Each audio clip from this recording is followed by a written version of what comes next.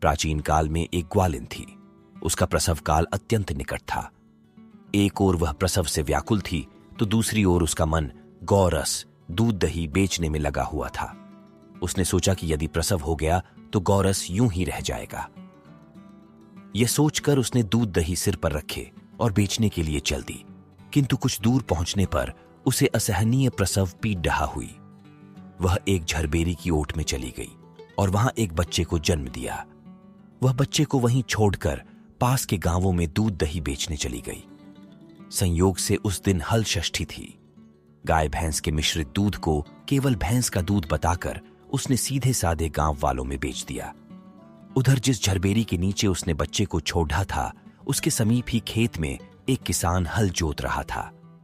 अचानक उसके बैल बिछक उठे और हल का फल शरीर में घुसने से वह बालक मर गया। इस घटना से किसान बहुत दुखी हुआ, फिर भी उसने हिम्मत और धैर्य से काम लिया।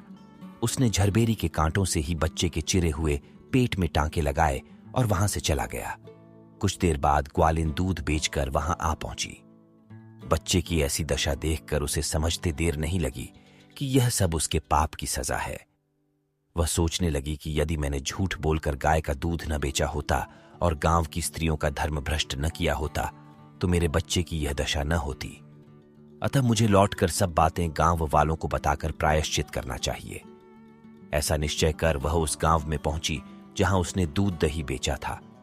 वह गली गली घूमकर अपनी करतूत और उसके फलस्वरूप मिले दंड का बखान करने लगी। तब स्त्रियों ने स्वधर्म रक्षार्थ और उस पर रहम खाकर उसे क्षमा कर दिया और आशीर्वाद दिया।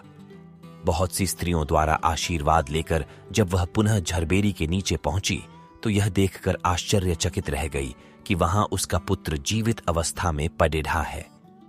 तभी उसने स्वार्थ के लिए झूठ बोलने को ब्रह्म हत्या के समान समझा और कभी झूठ न बोलने का प्रण कर लिया।